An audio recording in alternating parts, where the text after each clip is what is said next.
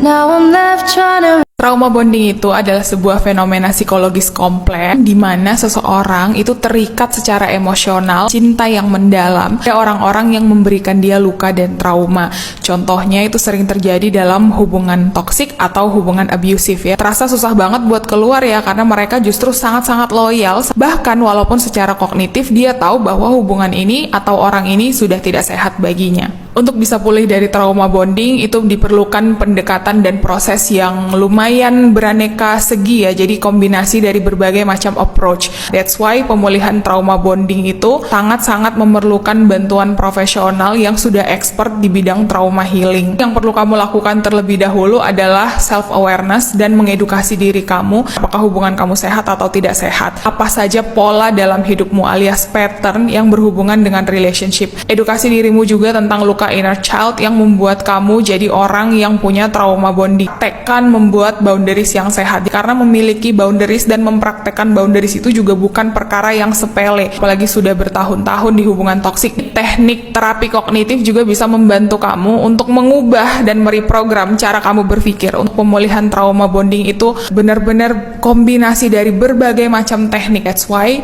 kamu butuh bantuan profesional. Banyak korban NPD takut ngeblok NPD karena khawatir mereka makin cari Anda atau bahkan mengganggu Anda. Faktanya, NPD memang tidak suka kehilangan kontrol. Jadi wajar kalau mereka coba masuk lagi ke kehidupan Anda. Tapi justru disitulah kuncinya. Jika Anda tidak ngeblok, pintu manipulasi tetap terbuka. Blocking bukan membuat mereka kuat, melainkan membuat Anda bebas.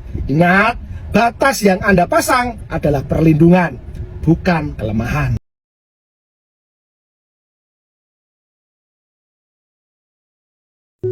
Aku sadar bahwa pada saat itu aku disiksa ketika dia mulai main tangan atau dia mulai ngecekik leherku.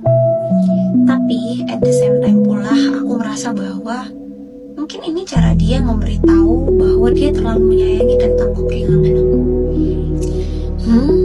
Ketika seorang klien datang dengan keluhan seperti ini, tidak serta-merta seorang psikolog akan menjudge atau menyalahkan klien atas pilihannya untuk bertahan dengan pasangannya. Perlu kita untuk mengenal bagaimana ia mempersepsikan rasa sayang itu dan bagaimana kebutuhan dia akan afeksi atau kasih sayang yang mungkin tidak terpenuhi. Nah, oleh sebab ini itu bisa berakibat pada dirinya menyalahartikan perilaku kekerasan dalam berpacaran dan kemudian terus dalam pernikahan.